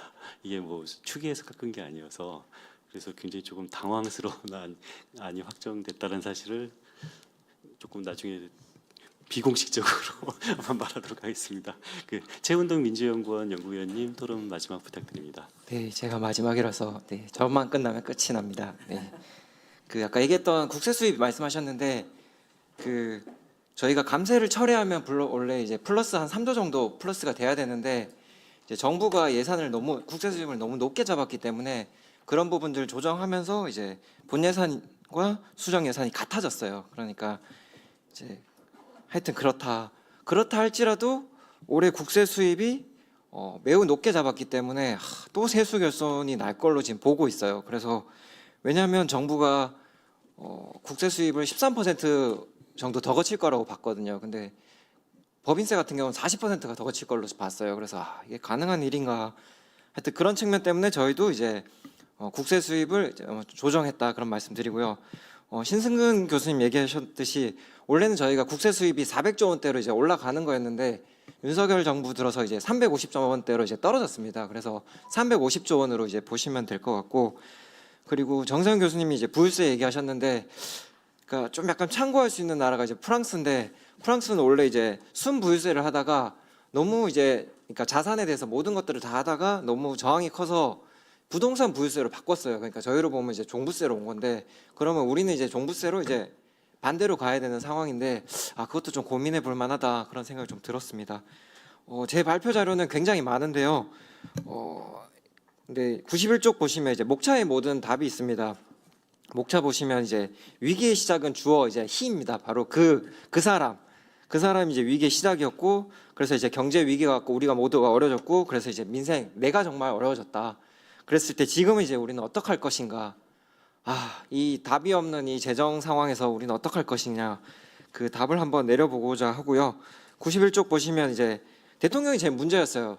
그리고 대통령의 말 중에 재정 건전성은 너무 명확한 말이라서 기재부에서 지킬 수밖에 없었어요. 그러다 보니까 기재부는 늘 그러니까 재정 건전성을 좋게 잡으려면 경제도 성장하는 것처럼 보여야 되고 세금도 잘 거쳐야 되고, 그러면 또 반대로 이제 재정 건전성을 위해서 예산을 긴축적으로 짜왔죠. 근데 실제로는 다 반대로 이제 작용을 하다 보니까 지금 이 꼴이 난 건데, 실제로 이제 92쪽 보시면 이제 그 위기가 이제 계속 전파가 되죠. 대통령에서 재정 위기에서 그리고 경제 위기까지 계속 왔는데, 저성장은 이미 고착화됐고, 93쪽 보면 이제 고물가 그러니까 문정부 때 평균적으로 2% 올랐다 그러면 이제 윤정부 때 한 2.7%. 근데 이제 물가가 이게 물가 상승률이지 이미 지금은 올라온 상태이기 때문에 모두가 어렵다. 그리고 93쪽 보면 가계부채가 이제 억누르고 있고, 그리고 94쪽 보면 이제 세법 개정안에 따른 세수 효과 보면 마이너스 90조 원인데 이제 민주당이 그나마 한 20조 원 저지해서 70조 원으로 줄었다. 그리고 재정 폭망 같은 경우는 이제 워낙 이제 윤석열 정부가 문재인 정부랑 비교를 많이 하니까 똑같은 시점으로 비교를 해봤어요. 그래서 집권 후 29개월간 이제 중앙정부 채무 비교해 보면 문재인 정부에서 68조 원 늘었는데 윤석열 정부에서는 137조 원 늘었어요. 그러니까 2배 늘었어요. 그러니까 이 정부는 도대체 무슨 근거로 재정 건전성을 얘기를 하나. 윤석열 대통령은 재정 건전성이 뭔지는 알고 얘기하시나 그런 생각이 좀 들고요. 넘어가셔서 이제 그러면 이런 국가 경제 위기가 어떻게 이제 우리한테 삶에 영향을 미치나. 주식 폭망했죠. 근데 지금 최근에 좀 좋긴 한데 주식이 폭망한 거는 미래도 볼 것 없다라는 시장 경고인 것 같아요. 그래서 삼성전자가 4만 전자까지 갔다가 이제 조금 올라오고 있는 상황이고 이제 다 국장을 이제 탈출하고 있죠. 그리고 3-2 보시면 이제 청년 고용은 제일 어렵죠. 그냥 쉬었다가 5만 명. 지금 고용 시장이 좋은 것으로 나오는데 여성 노인 일자리만 20만 개 늘어나고 있고 나머지는 다 줄었습니다. 그 95쪽 밑에 이제 빨간색으로 되어 있는 표 보시면 청년 취업자 수인데 이제 문재인 정부 때는 계속 플러스였어요. 파란색. 이게 거짓말이 아니라 통계로 그래요. 문재인 정부 때는 계속 플러스였다가 윤석열 정부 들어서 잠깐 플러스였다가 그 후에 25개월 동안 청년 일자리는 계속 줄었어요. 그래서 이게 근데 청년들이 윤석열 정부를 지지하는 분이 있는 게 참 신기해요. 그리고 넘어가셔서 이제 공공임대 같은 경우는 다 줄었어요. 여유자금도 줄고 예산도 줄고 그리고 예산을 짜놓은 것도 제대로 집행도 안 해요. 그래서 가장 큰 타격이 입었던 부분은 이제 공공임대 부분이다. 그리고 지금 가장 약한 고리로 보이는 부분은 소상공인으로 봅니다.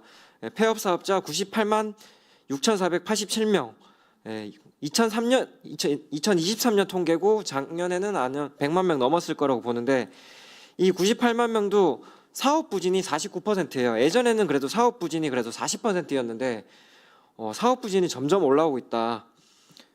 그리고 97쪽 보시면 뭐 R&D 예산 이제 복원했지만 여전히 어렵다. 이공대는 뭐 거의 지금은 너무 어렵다. 그래서 대책이 뭐냐라고 했을 때 추경을 할 수밖에 없죠. 이게 비슷한 사례를 들 수 있는 게 98년에 외환위기가 왔을 때 97년에 보면 마지막에 예산을 빨리 통과시켜요. 어차피 내년이 어려울 거기 때문에 예산을 빨리 통과시키고 98년 초에 빨리 우리 추경합시다라는 그렇게 결론을 내고 이제 그렇게 결론을 냈었는데 작년 저희 민주당의 심정이 그거였어요. 빨리 예산을 털고 그리고 내년에 추경합시다. 작년 그 상황에서 예산 가지고 계속 지질 끌면 불확실성이 너무 커지기 때문에 3조 원 감세 예산을 통과시켰던 거예요. 그래서 어찌됐든 불확실성을 민주당은 걷어냈다. 그렇게 말씀드릴 수 있고 왜 추경을 해야 되냐라는 말씀 드리자면 그러니까 경제성장사를 72년치를 다 조사를 해봤어요. 그랬더니 윤석열 정부 3년치는 6, 2, 7, 2, 8이에요. 하위로. 그러니까 제일 나쁜 것만 다 기록하고 있어요. 근데 하위 1위에서 5위까지를 보면 그래도 다 이유가 있어요. 외환위기였고 석유파동이었고 코로나였고 다 이유가 있었는데 윤석열 정부는 그 외에는 해석이 안 된다. 그가 모든 것을 다 이뤄냈다라고 말씀드리고 싶고 그래서 좀 추경을 좀 해서 성장률을 좀 높일 필요가 있다. 특히 이제 성장 회계로 보면 개인 소비, 기업 투자, 정부 지출, 순수출 이렇게 나눌 수 있는데 어느 것 하나 좋은 게 없다. 그렇게 말씀드리고 싶고요. 그리고 넘어가셔서 이제 민생 추경 규모는 이제 중립으로 하려면 한 10조 원 정도. 그리고 비상계엄이나 탄핵을 이제 약간 경제 충격을 만회시키려면 한 30조 원까지는 해야 된다. 그리고 성장 잠재력까지 이제 회복시키려면 50조 원까지도 우리도 감안해 봐야 된다라는 말씀드리고 있고 그리고 시기는 상반기 추경이다. 추경에 대한 통계를 다 조사해 보면 상반기에 한 경우가 굉장히 많아요. 그래서 추경을 한 시기가 많은데 절반 정도는 상반기 했다. 그런 말씀드리고 싶고 미래를 잠깐 얘기하자면 재정 거버넌스 어떻게 할 것이냐. 네. 근데 늘 저희가 고민하는 게 이렇게 기재부 공무원 외에는 기재부 장관 할 분이 없어요. 왜냐하면 기재부가 할 수 있는 일이 세제, 예산, 정책, 거시경제, 국제금융 다 하는데 이거를 커버할 수 있는 분이 기재부 출신도 다 커버를 못해요. 그러다 보니까 지금까지 기재부 장관은 기재부 출신이 하든지 아니면 유일하게 이제 유일호 의원이 하셨는데 근데 지금 거시경제가 이렇게 어렵기 때문에 기재부를 급격하게 해체할 수 있을까? 그런 생각이 들고 오히려 지금처럼 기재부가 공영 조직이기 때문에 이 위기를 벗어나는 데는 오히려 기재부 지금 조직이 오히려 맞을 수 있다. 그런 생각을 좀 했고 그리고 아까 이상민 수석님 얘기했듯이 기재부 분할해봐야 좋아하는 건 기재부 공무원들이 왜냐면 다 내 자리인데 왜냐면 기재부는 인사 적체가 굉장히 심각하거든요. 그래서 나의 장관 자리가 더 늘었네 그런 생각 할 거예요. 그래서 저는 오히려 기재부 자체에서 그런 개방형 직위를 굉장히 많이 늘려야 된다. 그래서 실장들도 지금 다 기재부 출신들이 하거든요. 근데 이런 것도 세제실장 뭐 이런 부분들도 민간에 오픈할 필요가 있다. 그런 생각 좀 들고 이거 기재부 분들이 더 싫어할 거예요. 아마 제일 싫어할 게 제가 하는 말일 거예요. 그래서 1급에서 3급 부분 같은 경우는 개방형으로 한 30% 정도 채우자. 예정처 같은 경우는 그렇게 하고 있거든요. 예정처 같은 경우는 외부 박사님들 오고 그리고 고시분들 오고 그렇게 해서 이제 나름대로의 이런 긴장 관계가 있어요. 그래서 외부 인재들이 많이 들어와야 된다. 그래서 어찌됐든 인적 구성을 다양화해서 기재부 자체도 좀 계속 변화가 있어야 된다라는 말씀드리고 있고 제일 중요한 거는 역시 세수축인데 세입 전망이 지금도 이제 기재부랑 그리고 조세재정연구원에서 아주 소수 인원들이 지금 하고 있어요. 그러다 보니까 이게 이제 너무 조작하기가 쉬워요. 왜냐하면 조작했다라고 말씀드리는 게 저도 이제 세수 전망을 해봤지만 모형을 가지고 하는 게 아니라 모형을 여러 가지 돌려서 제일 잘 맞는 모형을 이제 내가 원하는 숫자가 있어요. 그래서 그 모형을 그냥 갖다 쓰는 거예요. 그런데 이제 보수 정부가 들어서면 재정 건전성 때문에 늘 이제 세수가 과다하게 잡아요. 그러다 보니까 늘 세수 결손이 일어나고 근데 진보 정부가 일어나면 늘 세금을 짜게 잡아요.